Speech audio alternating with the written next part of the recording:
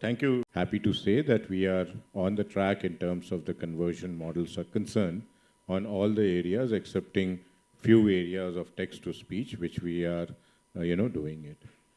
So these are the 5 problems which we solved. And how did we solve it? At that point of time when the mission started, artificial intelligence was still in labs, so we collaborated with about 70 odd research institutes and asked them to form about 8 consortiums, and each of the consortium were given a problem statement, and those problem statements were created, the models were created and passed on.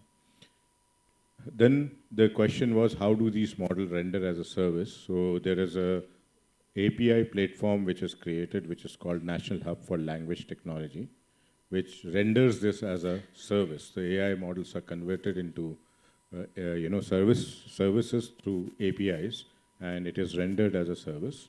And this is the National Hub of Language Technology, or NHLT as it is called, is hosting these 300 plus models as service IDs on its platform. And today this NHLT actually has approximately 300 customers, and the system is inferenced about 6 million times a day, 60 lakhs times a day is the inferencing for various services, automatic speech recognition, text to text, text to speech, and other things. The one more issue which we realized when we were wanting to develop these AI models was that only 6 to 7 languages had enough data which was available in the system, digital data, so that we can train the AI model.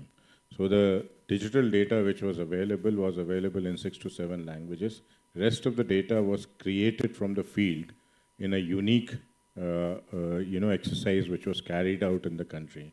So what we did was that we went to the field with handheld on with the picture on the mobile, and that mobile actually, we asked the people to speak about it. When they spoke about it, we captured that, and the automatic speech as well as text was captured as a parallel corpus. Having done this particular activity, we are now in a position to service, as I said, 300 customers across 6 million times inference a day. The crux of this particular thing is that when we are looking at this term, what are we looking at? Because there are parallel initiatives by various private organizations and multinational corporations also happening. So the mission was announced with the intent, and the initiative was carried forward with 5 basic things, and that is the objective of this program. First is that no language should be left behind. So that is first part of the activity, which is we captured 22. And when we captured 22 and announced that we are going to do it for 22, others came back and said that I will do it for 100, which is a good thing for the country, and we would like market forces to move forward. Second thing is that although it is an AI system, we are going in for 100% accuracy in the system, and this is a function of how much data we collect and how much training we give to the models. So that's an ongoing journey which we are right now taking.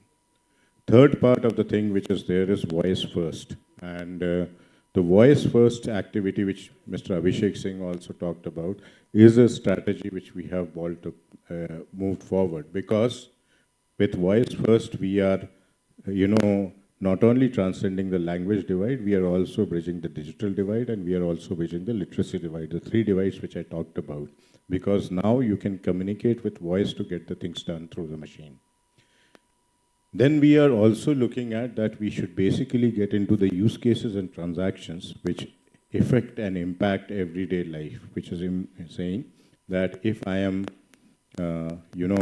looking at what is that, if I'm reading a book in my language, I should be able to apply the scholarship in my language only. I should not be moving on to English. The idea is if you want to learn English, you learn.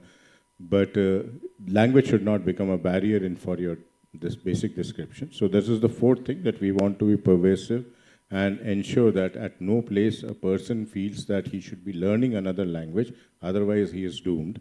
This was something which we would have heard, all of us would have heard at a certain point in time. And the 5th part of it is that this technology should be, affordable. So as we do more on it, the systems will be used more, but it will be government's responsibility, and as a government mission, We want this technology to be available. And another part where we are actually trying to work on safe and trusted mode is that we ensure that these models which are there are open source. The data sets on which the model is trained is open sourced, so that there is a social audit possible, and we do the first smallest step for safe and trusted AI part of the activity. So this is language being a largest use case of AI, and this happens to be one system which is being used currently and is constantly evolving and developing. I stop at this. In the next round, I would perhaps give you some examples of use cases, how we are working on transcending the language divide, digital divide, literacy divide, how we are in a position to increase the productivity.